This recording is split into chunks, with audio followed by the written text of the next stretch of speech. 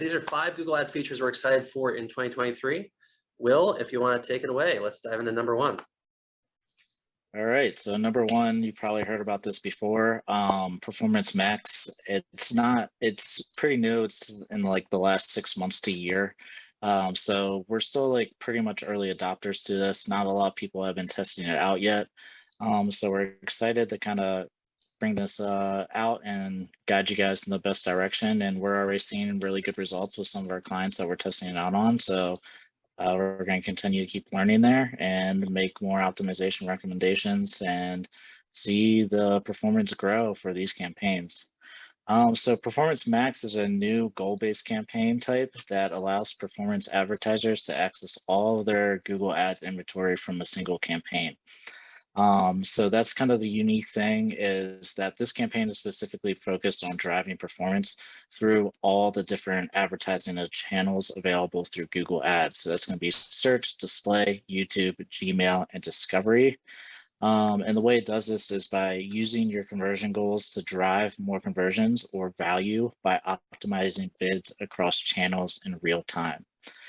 So Google has been heavy in promoting this, and they're promising a 13% increase in total conversions at a similar CPA of your account average. Gotcha. Yeah, and Will, I remember back in the day, we had search plus display campaigns. And I know we were always a little skeptical about that. Like, do we really want to run this on display? So we would usually turn that off. But yeah, this is interesting. And now Google really seems to be pushing like, hey, use our entire inventory in a single campaign. This is like kind of a master campaign where you can reach everything. Is that basically what it is? Yeah, so you still have the option to run display within your search campaigns. I've just never really seen it perform that well. But this is kind of unique where you're able to hit all of that inventory inside of that one campaign, instead of just having the option of search plus display. So that's what kind of makes this campaign unique, and it's really going to be dependent on the bid strategy that you select to help you hit the goal, whatever your business objective is. Nice. And this is classic Google, right? Like, leave it up to Google and leave it up to Facebook to say, hey, give us control. We'll do it all for you. We're generally, or at least historically, have been super skeptical of features and settings like that. Unless, like what we see as a theme is, unless you have your data plumbing really tight and your conversion actions really tight and you've got values associated with them, then and only then can you feel comfortable kind of releasing the reins a little bit and letting Google and Facebook as well do their thing, because you gain unprecedented visibility into the traffic quality when you have that. Yep. We talk a lot about, go ahead. On the next slide, Jared, you'll see some of the kind of optimizations and learnings that we've kind of gathered so far. So the early results for our clients have been very positive and have led to increases in conversions and transactions at a lower CPA or better ROAS. So provided 2 examples on the right. The first one's for a lead gen client where we started running this last month and we got about 30 conversions at a CPA of 113, which is lower than our account average. And so far this month, we've seen about 48 conversions at a CPA of about $70. So we've seen good results there so far, and there's still some more optimizing we can do. So it's looking really promising for them.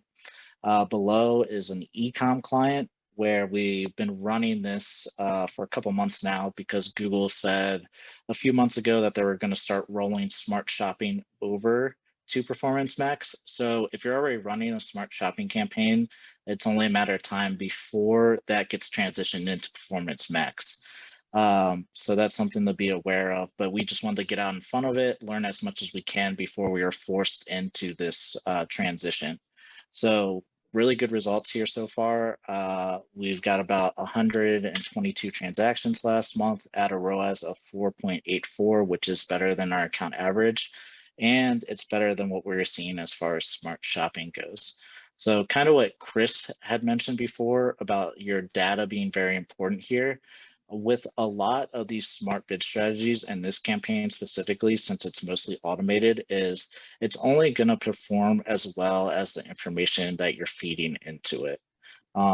So that information being the conversion goals, and then the ads, landing pages, and ad copy, and then also audience signals. So use all the controls that you have available to you, because you're going to be more limited than like a standard campaign. But if you feed really good information into these campaigns, they will perform well for you. And then lastly, make sure you pick the bid strategy that aligns with your business objectives. So Jane Elliott has an interesting chat, not so much a question, more of a comment. I want to see if you agree with it, Will. Setting up performance max campaigns for each conversion, if you have multiple conversions or tiers of conversions, is important.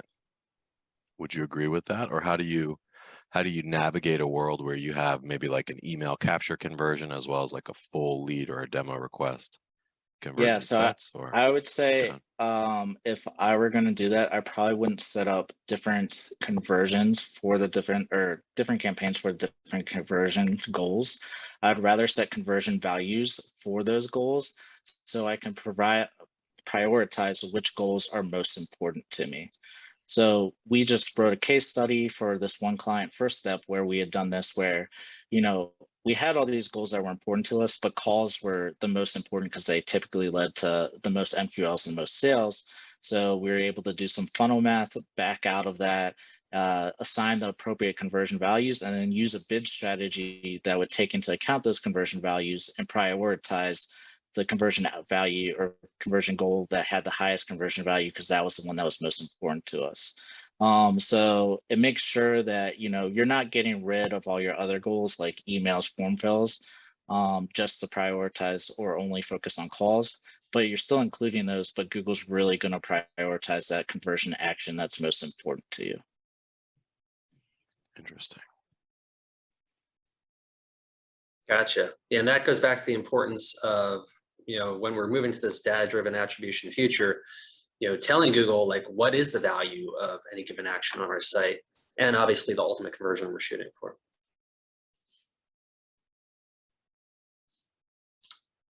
Awesome. So Google Audiences for connected TV.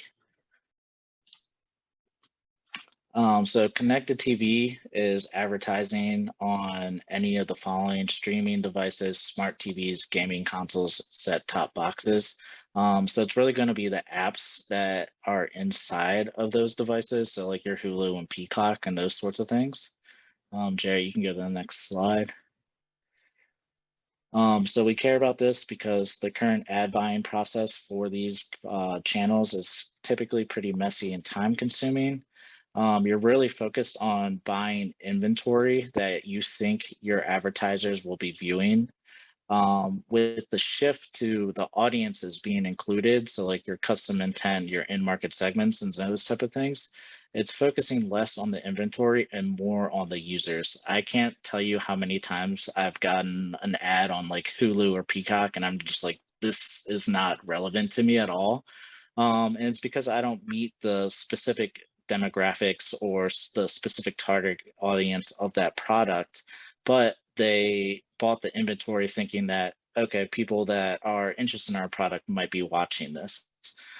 So this is kind of shifting more to like your display advertising targeting or your YouTube advertising targeting, where you can use those intent-based audiences where you already have this historical knowledge of your specific buyer, and you can kind of set up your audiences that way to focus on the users and less on the inventory. So you may be able to show across more inventory. You'll still have the option to pick specific placements or inventory, but you can also layer on those audiences to make sure you're hitting the people that you know are going to be interested in your product. Yeah, That this makes is a lot of awesome. sense. So instead of like, hey, you're watching Food Network, so you must be interested in a blender. It's like, hey, you show an affinity towards snowboarding, so I'm going to show you snowboarding ads, whether you're on Food Network or whether you're going through the latest tearjerker on Lifetime TV. Yep, exactly. Gotta love those tear jerkers. All right, moving on. All right, so conversion lift tests. This is one I'm really excited about. I feel like a lot of times when we get into display or YouTube type advertising, we're comparing it one-to-one with search, which isn't, you know, the best comparison, because search is typically lower funnel than like your YouTube or your display advertising. You know, you got to think outbound versus inbound. Somebody that's typing in a Google search that's very specific is looking for somebody or looking for your specific product already. They might not be aware of your brand, but you know that based off of that search query, they're already interested. Whereas in like YouTube or display, you're pushing that ad in front of them based off of, you know, intent signals or in market signals that you know about your audience. So the conversion action lift helps you measure the number of conversions, site visits, and any other action directly driven by your audience viewing your ad. So the way this is going to work is you're going to have two basically separate campaigns that, well, it's going to be one separate campaign, but the test is going to be split into two groups. So it's going to have users who saw your ad and then users who would have saw your ad, but Google basically picked the next ad in the auction to show them instead of your ad. And then it's going to measure conversions that happened for viewers of the people who saw your ad and then the people who didn't see your ad. So you'll be able to tell this is how many incremental conversions we got from this campaign just of somebody who viewed my ad. So this is really going to be important for your video and display campaigns. It's easy to see, you know, how much impact our campaigns are having as far as, you know, views and then people who actually convert afterwards. And then it ensures your ads are having the desired impact. So we're not just wasting money pushing ads to people. We can actually see this incremental lift in conversions, even though they didn't click that ad and it happened right away. Somebody viewed our ad and then 2 weeks later, they ended up, you know, coming from an organic search and converting that way.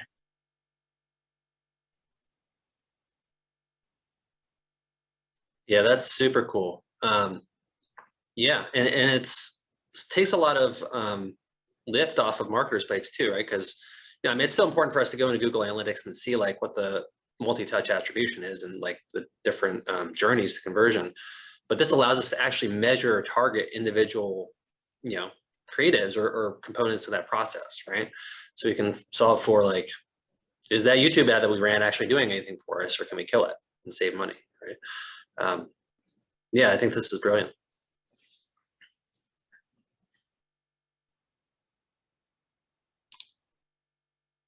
Right. So lead form extensions. This has been around for about a year now, but they're still not very widely used. Most accounts that I go into that we're onboarding typically don't have them set up. I've seen great results personally from them. So lead form extensions help you generate leads by letting people submit their information in a form directly in your ad. So instead of hitting your website, they'll actually click a form and fill out the form right on the search engine results page. And a lot of stuff is auto-populated based off of their Gmail account. And then you can actually add in qualifying questions as well too. So they've been around for a while. They just added the beta for display lead form extensions. And lead form extensions are super helpful if your landing page has low conversion rate. I've seen them work really well with high performing assets as well too. So if you have a white paper, an ebook, or a guide that you know is like just absolutely kills it every single month, that's going to perform really well here in most cases as well too. Yeah, so lead form extensions are a super low friction ad format where it's basically just a single click. A lot of times it'll be pre-populated, so it's very low friction. And that often results in very inexpensive leads, but also pretty low quality leads. Especially like on Facebook, the quality will most likely be lower. What are you seeing in terms of lead quality from Google's lead form extensions?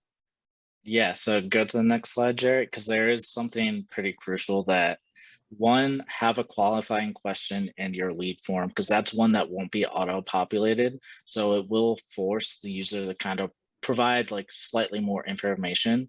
So that will cut down on poor quality a lot.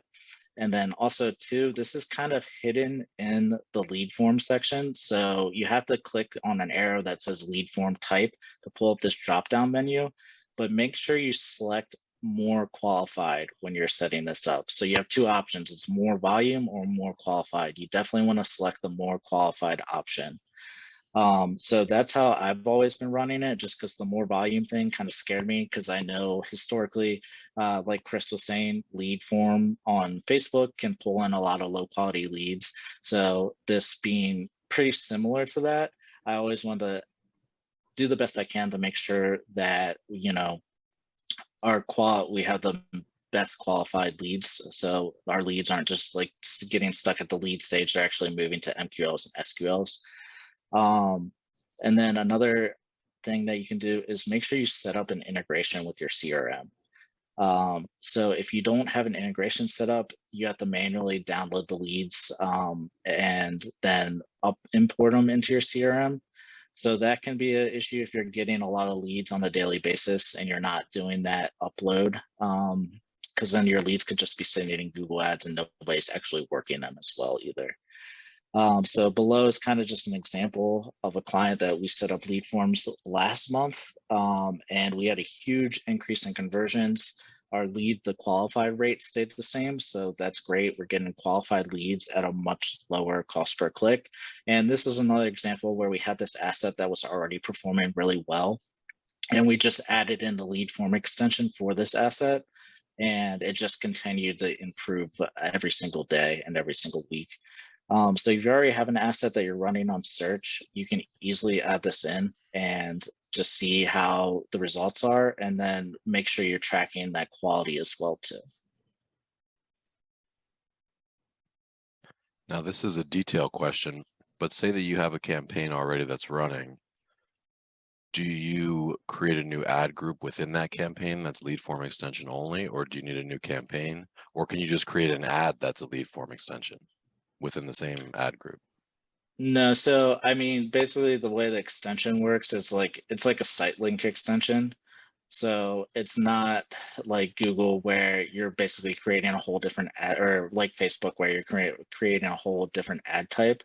So I just run them in the same campaigns. I just make sure whatever SM I'm using is aligned with the campaign. So I wouldn't want to set it at like the account level or something like that, because you want to make sure that that asset is still relevant with whatever campaign you're running it in. Interesting. And do you tend to suppress the other site extension or the other extensions when you do that, or you just let Google figure out which one to do? I just let Google figure out which one to do. Because even if you're running lead form extensions, your site links will still show up pretty often as well too. And your lead form extension can actually show up below your site links. So I haven't really noticed where we start running these lead form extensions and our site link impression share or impressions go down. So I just keep it running the same. And, you know, at the end of the day, it just comes down to if you're getting more conversions, more leads, more qualified leads. And if we are, then, and our site links get like a little depressed, then that's not a huge concern of mine, just because we're getting more qualified leads in the door at a cheaper, you know, cost per qualified lead. So Brilliant. Okay, out of the weeds. Nice. Oh, so I can answer your question, Jan. Perfect. Moving on. All right. YouTube Shorts.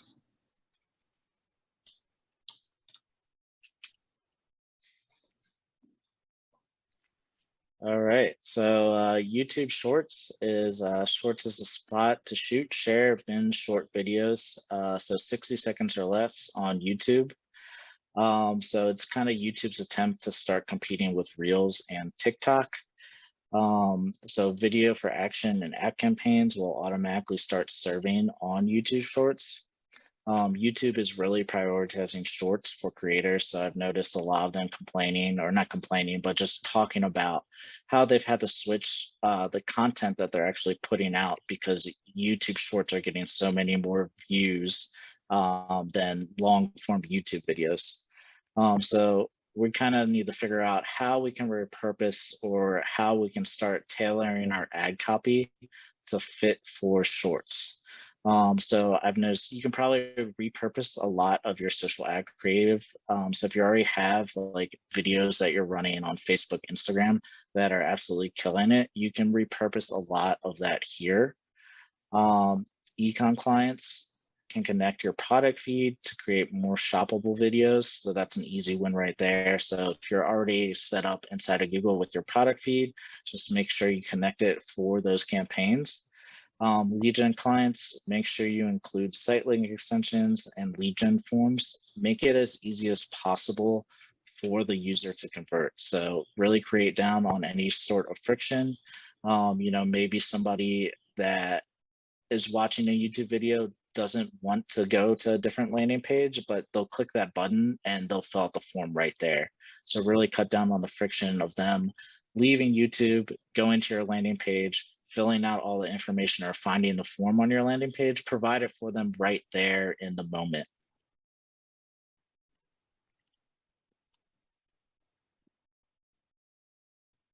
Interesting.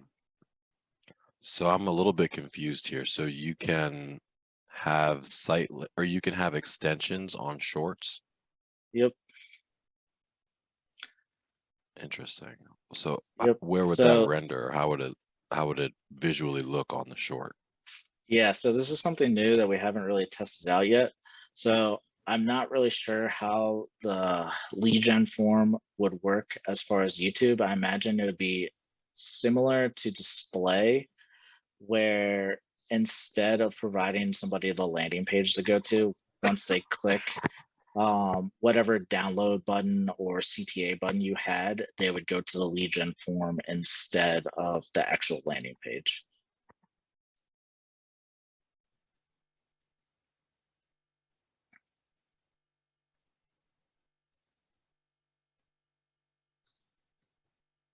Yeah, and it seems like this is the way that content is going now. I mean, to your point with this is YouTube's attempt to compete with Reels and TikTok.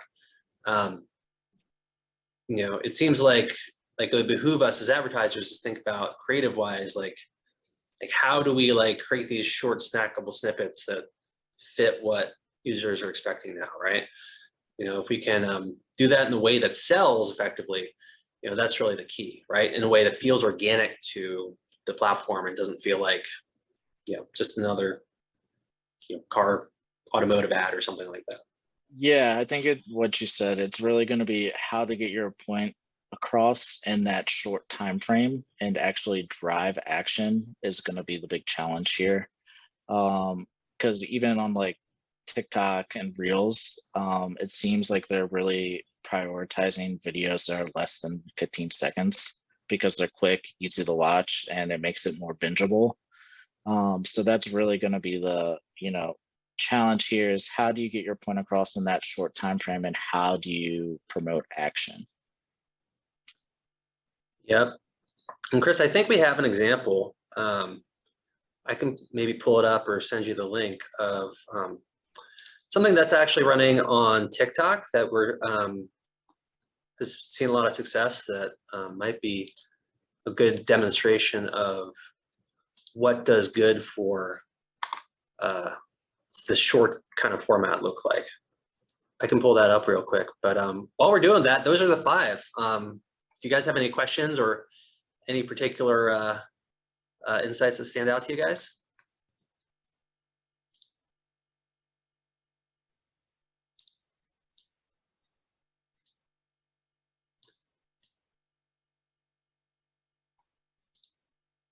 I'm curious, have any of you guys tested any of these features in your campaigns so far?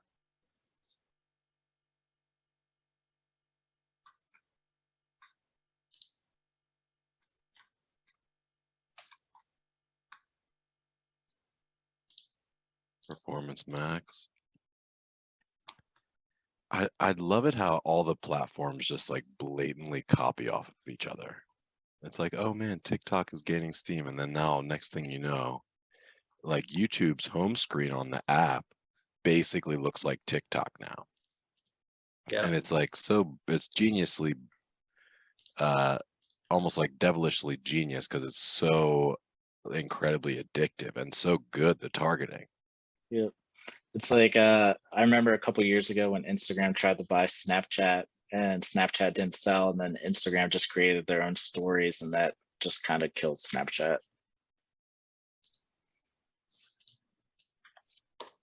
Now, here's another kind of detailed question, but so if you're running Performance Max, my assumption is that you have to create ads for the different formats. Like you have to upload a video ad, you have to upload a display, or you have to have display ads, you have to have text ads, you load them all up into that one campaign. But is there like a different ad format for shorts, or will Google just take your video ads and do its best to like smash it into a short? Yeah, I think they're gonna already take your video ads that are running, because it said it's already rolling out to video campaigns for action. So whatever the ad format there is, if you're already running YouTube ads in that specific ad campaign, then it's automatically gonna roll out into shorts. Interesting.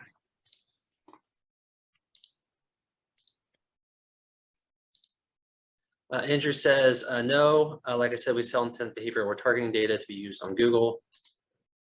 Cool. Jane says, up to 5 videos.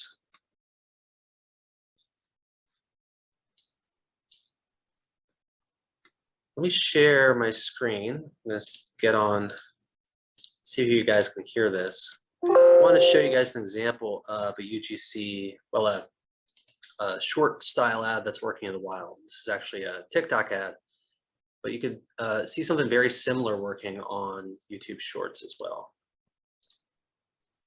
And just let me know if you guys can hear my sound. I'm going to crank this up here after I pause. All right. It is not coming out of my unplug here.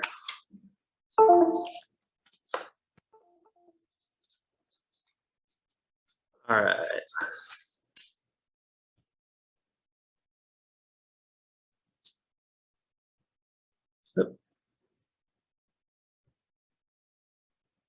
There we are. That's why. You guys ready? Car insurance, 118. Can you guys hear that? Yep. All right, let me restart it. We'll do it from the beginning. So Layla and I were working.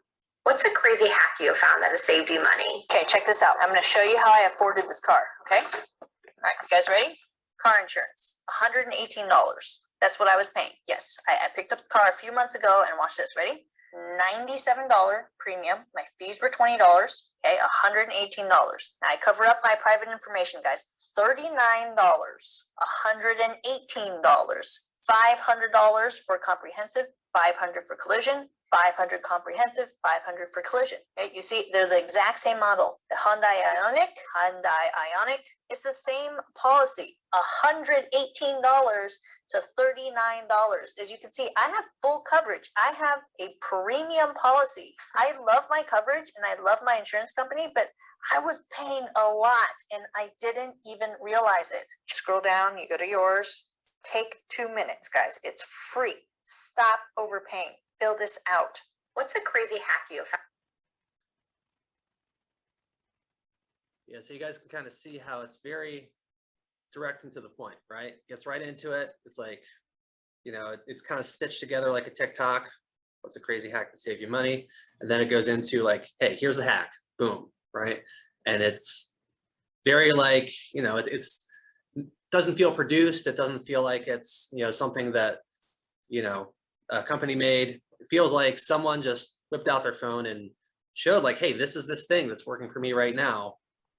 Call to action, check this out, right? And that ad's killing it. So something very similar could be used for YouTube Shorts and similar formats like Reels. Yeah, I love that ad. It's also a little bit educational, and that she's like, you know, showing the different, or showing exactly what's in the policy with the deductible amounts and such. And it also shows, it includes a scent trail meaning that it shows what the landing page looks like and sets the user's expectations for what they're going to find on the other side of the ad. That's amazing.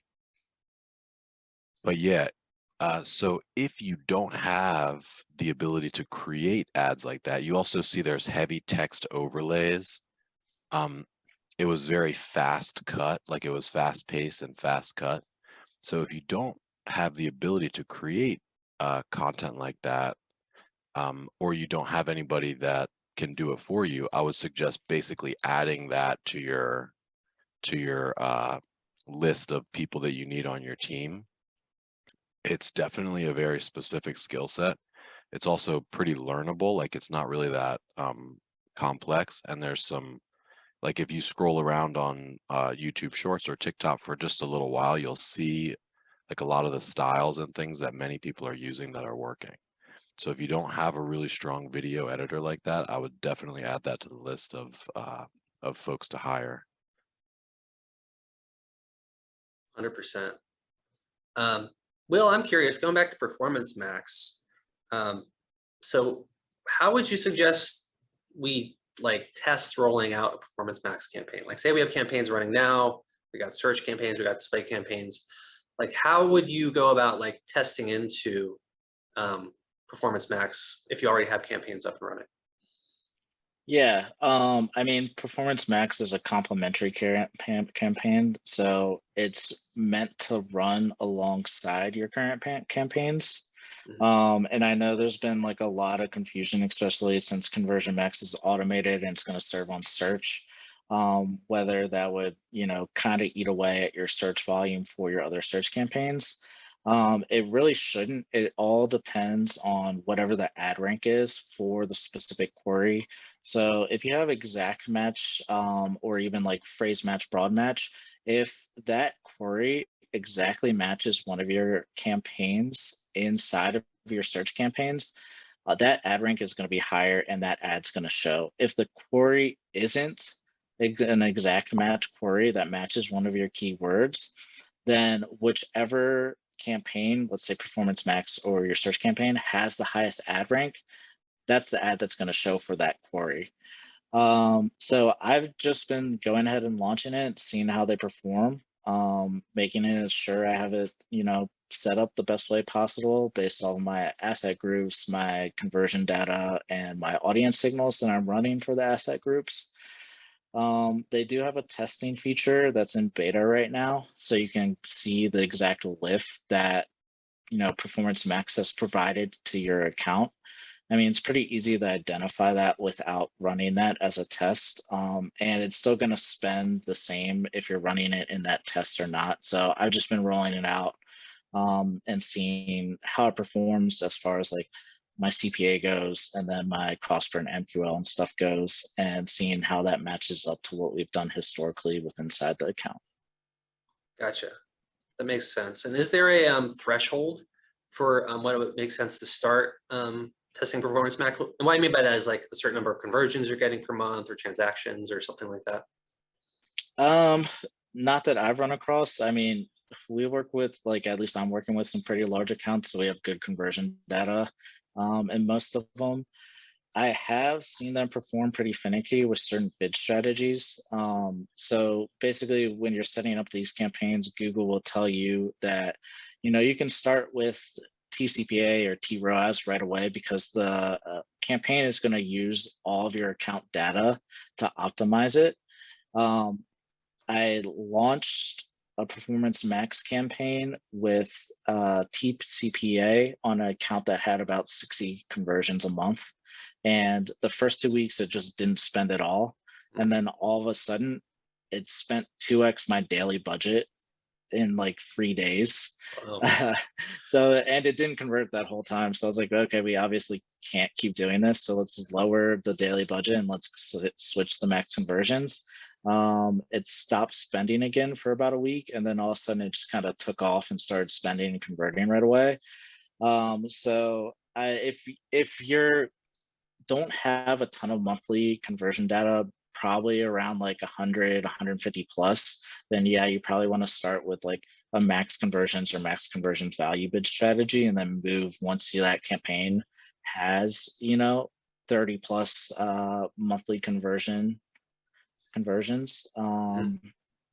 So that's kind of what I've seen so far, because in the other example where we had this e-com client and they're getting like 300 transactions a month, it started performing like instantly. It started spending right away. We hit our target ROAS right away. So that wasn't an issue. It was just the other one where we were only about 50, 60 conversions a month. Gotcha. So it sounds like, the conversions can be a bit of a limiting factor, but once you're like over 100 a month, it sounds like you're in pretty good territory. Yeah, and even if it's like a smaller account, let's say like 50, 60 conversions, you're just gonna probably have to pick like a bid strategy like max conversions or max conversion value. Yep, that makes sense. Cool. I'm curious also, so lead gen form extensions, I thought that was really cool, the fact that they're releasing it for display. Yeah, I'm just excited for that. And I'm curious, are there any particular use cases that, I know you mentioned one client we're using it for where we're seeing success, but I'm curious about like different examples, like you mentioned ebooks and guides and things like that. But what use cases do you see that working for? Like what types of businesses, and where would that extension be particularly effective? Yeah, so the business that we're currently doing it in is like a software provider. So they have a lot of, I guess, knowledge around the specific software and the specific industry that they work in.